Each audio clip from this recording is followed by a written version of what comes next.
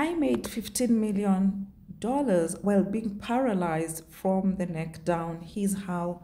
So this is a story of John Morrow. I have known this guy for close to maybe 15 years now. Back in the day when he used to blog at smartblogger.com, and I just stumbled upon his LinkedIn profile. So John Morrow is one of those people that will just blow your mind. And he says that when you can't move your body, one thing becomes crystal clear: thoughts are everything. So John can't walk, he can't feed himself or go to the bathroom without assistance, nothing except his face moves, and even that is incredibly weak. Like, he can't even move any part of his body, but he still made $15 million without moving anything but his face. And I was just like, if this guy can make $15 million with nothing but his face, then none of us has an excuse. And this is his story on the lessons he has learned and his advice for anyone who feels trapped in an impossible situation. So let's even just find out, how is this even possible? How can somebody make $15 million when they can't even move their face? So first of all, before we get into the business stuff, let's talk about his condition works and the gadgets that gives him his superpowers. So John doesn't have like a spinal injury, but he was born with a disease that takes away your ability to move. It's called spinal muscular atrophy, SMA. So he can't move his hands, he can't walk, nothing. The only thing he can move is his face. So he does have sensation all over his body. He can feel everything, but he just can't move. So he drives his wheelchair by blowing and sucking in on a straw, and it's called sip and puff. He types on the computer with a microphone and speech dictation software called Dragon Naturally Speaking. He also has a special mouse he can operate entirely with his lips, and it's called the Tetra mouse. And otherwise, he has nurses that take care of him 24 hours a day. Insurance doesn't pay for this. He has to pay out of pocket, and it's super duper expensive. So more on that later. So put everything together, and he can operate a computer as well as everyone, but just probably better. I mean, he makes $15 million. So he spends nearly every waking hour in front of a computer screen. He runs his business, manages investments, and talks with his friends all over the world. So don't feel sorry for him. His life is pretty awesome, but it wasn't always like this. Years ago, he was dependent on the US government to survive, trapped by laws that literally made it illegal for him to get a job, and was forced to live in poverty on less than $800 a month. But he managed to escape, and if you're feeling trapped, he can help you to escape. So part 2 of his story, finding a way out. So the only insurance in the United States that pays for nurses is Medicaid. It's a government program, and you have to be in poverty to get into it. So at the age of 18, he found himself in a trap. Without nurses, he would die, and the cost was around $250,000 US per year, and there was no way he could pay it himself. So it was Medicaid or death, literally. The problem is Medicaid in his state had an income maximum of $800. If he made more than $800, they would take away all his nurses, and this meant death. So he lived on $800 a month. And you might think that's impossible, but it's not. So you rent a cheap room in a house with other people and eat mostly rice, and whatever meat or vegetable is on sale. So that was his life, and it sucked, but he found a way out. He figured out how to build assets that can be converted into money at will. So take a social media following, for instance. If you have a bunch of followers, you can get sponsorships, launch your own product, or do consulting with your fans. You convert one asset, which is your followers, into another asset, which is money. Exactly what we do here on Ivam Tali Finance.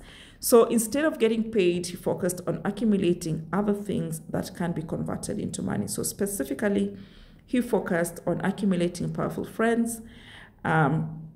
He treated them like assets that could be acquired, nurtured, and monetized. And he realized that when you're poor, you can't afford to be self-righteous, okay?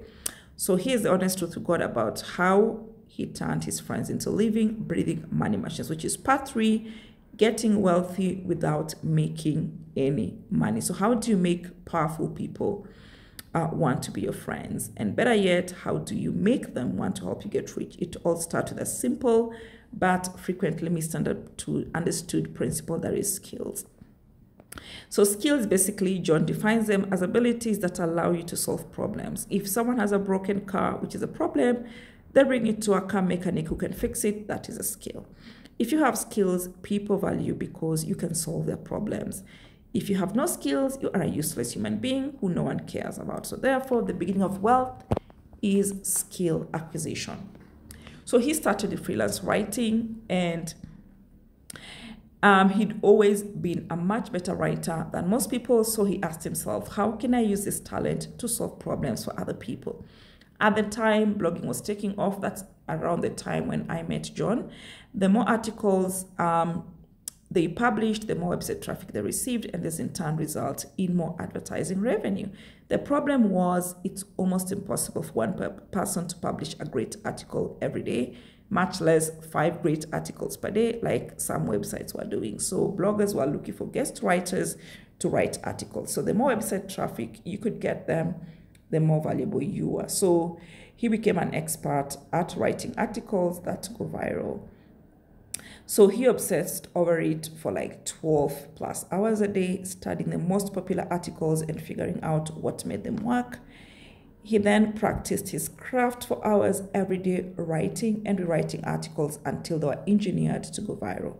The result? He became freakishly good at going viral. About half of the articles he wrote got over 100,000 visitors, and about 10% of them got over 1 million visitors. Suddenly, every website in the world wanted him to write for them. Not just wanted, they practically begged. They started offering him thousands of dollars per article, which he couldn't accept, of course, because Medicaid limited him to $800 per month. So he asked for introductions to powerful people instead. So he literally went on Facebook and Twitter and paid attention to who these popular bloggers were friends with and picked out who he wanted introductions to. He then offered to write content for those people in exchange for more introductions. Within a few months, he was one of the best connected people in the blogosphere, billionaires, best-selling authors, social media influencers. He knew everyone, and then he cashed in. He moved to Mexico, where nursing costs were only about $60,000 per year, not to $50,000 like in the US, and he canceled his Medicaid insurance. He then announced a new company where he could consult on people's content for $500 an hour, and he got all his powerful friends to endorse it and send him clients. So within 24 hours, he had hundreds of clients reach out to him, and he went from making nothing to $500 an hour, and he had a 6-month waiting list of people who wanted to talk with him. You might think this was the end of the story. He escaped the poverty trap and lived happily ever after, right? Sort of. Yes. He solved his money problem, but at this point, he had a different problem: time. His income was constrained by how many hours he worked. Sure, he was making $500 an hour, but he was still trading time for money. So if he stopped working, he stopped earning, and that worried him. So his body was still deteriorating every year, growing weaker and weaker, putting him in more and more pain. He didn't know how long he could continue. That's when he realized he wasn't really free. He had just traded one trap. He had just traded one trap for another. It was a better trap for sure, but if he really wanted to be free, he needed to earn passive income. So part 5, freedom through passive income. So let's be clear about the definition of passive income. So according to John, investing time or money today to earn money for years into the future without doing extra work, that is passive income. In other words, it's not about doing nothing and getting rich. You still have to work hard. The difference is you're not paid just once. You are paid over and over again for the hard work you did months or even years ago. So your 401k is a great example of passive income. Money gets pulled out of your paycheck and invested in the stock market, which almost always goes up. The problem, most people don't invest in their 401k or anything else because you're broke and need money now. I get it. He gets it. He's been there. But once he started making $500 an hour, he was no longer in that position. His expenses in Mexico were only like $6,000 a month to live like a king. He was making $40,000 per month, sometimes more. He started investing the profits, but realized it was going to take a long time for the stock market to replace his income. Years, actually. So if he wanted true freedom, he needed a source of income that didn't depend on him. So he invested the thing he had the least of, which was time. He worked 40 hours a week with consulting clients and then another 40 hours a week building an online course that taught other people how to become a guest writer on huge blogs. Remember, that's how he started. He had a huge amount of proof and endorsements. He was also the world's #1 expert on that tiny little topic. So he spent several months creating a self-study course on exactly how he did it. For $200, people could buy the course and go through it at their own pace. It was completely passive income. The first month he put it on sale, he made about $30,000 US, then stabilized to make about $20,000 per month. And it stayed there for the next 10 years. In exchange for several months of work, he made over $200,000 per year for that course for a decade. That's when he realized online courses are one of the best sources of passive income.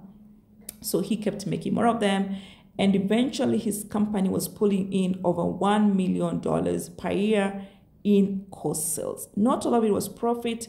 He had a team of people to run everything, so nothing depended on him. Several times he had health issues and couldn't work for months, but it didn't matter. He had money, which he had made whether he worked or not. That's when he stopped being afraid. He realized that he truly had escaped poverty. With so much money coming in automatically every month, there was no possible way he could end up back on Medicaid fighting to survive. He was free, really free. And John still is. Right now, he is writing this. He actually wrote this article by speaking into his microphone overlooking the mountains of Monterrey in Mexico. He has nurses, a private chef, chauffeur, an entire household staff to take care of him. He's living a life beyond his wildest dreams, and so can you if you commit yourself. John actually wrote this to prove that it is possible. He has also given us the steps. And he says he doesn't want anything in return except perhaps for you to share this so it can help more people. And that's exactly what I did. So we are all capable of so much more than we think. We can escape any trap. We can achieve any dream. And it just all starts with believing it is possible. And take it from John, a man who can't move anything but his face. Anything. And he literally means anything is possible. He is living proof. Believe, believe, believe. Thanks, guys, for listening and watching. Thanks, John. Bye.